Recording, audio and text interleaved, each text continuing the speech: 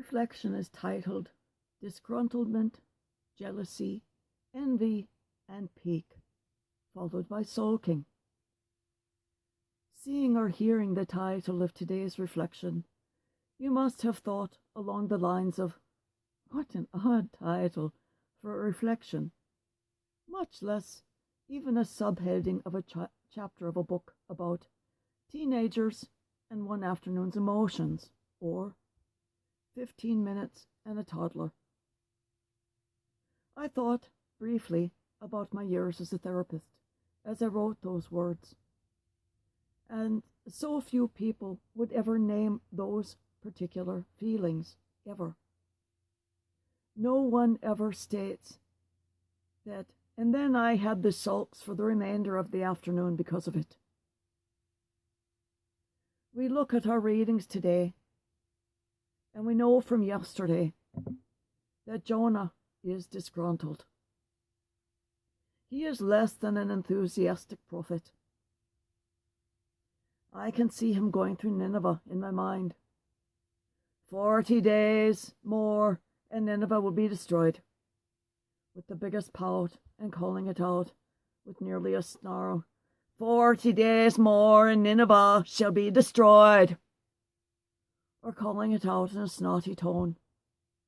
He is a prophet of God, a man of the divine gift aside, and he's in a snit because of the vision he had. 40 days more and Nineveh shall be destroyed. Can you hear him doing that? I can. Or maybe he's doing a work minimization, only doing it to the letter of the law, and only doing it how loud he must call it out. Conversational to quiet. 40 days more and Nineveh shall be destroyed. What a breath. I mean, think of all the different ways you can do it. 40 days more, Nineveh shall be destroyed. 40 days more, and Nineveh shall be destroyed. 40 days more, and Nineveh shall be destroyed. 40 days more, and Nineveh shall be destroyed. I mean, I can see him literally dancing through the streets. He is such a brat.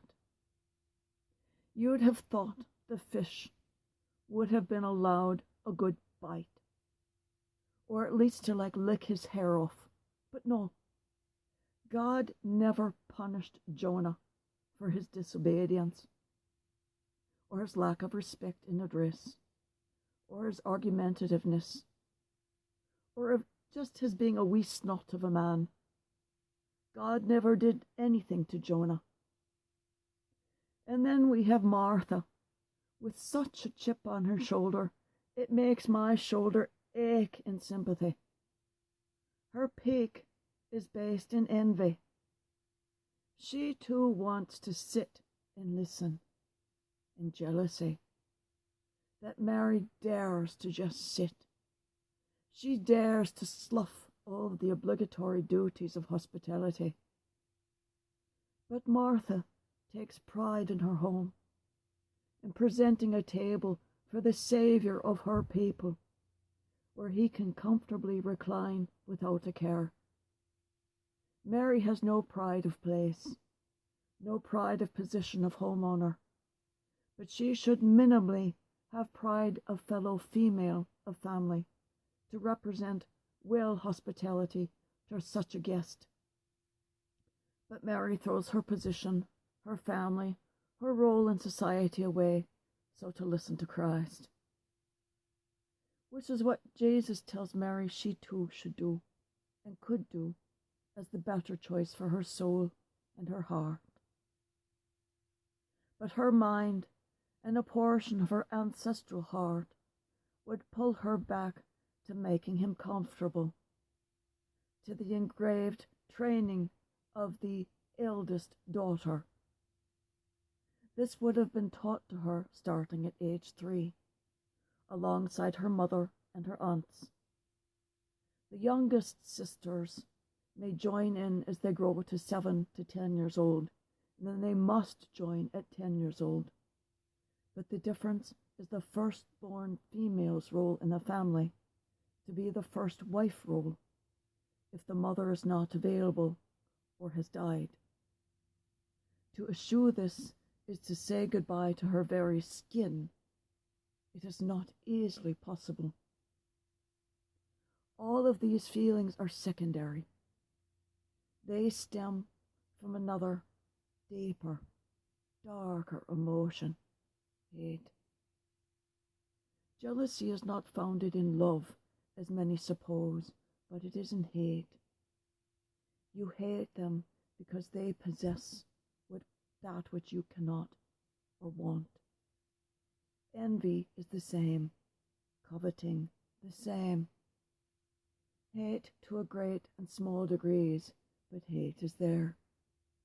Some call small hate dislike, but it is still hate by another name.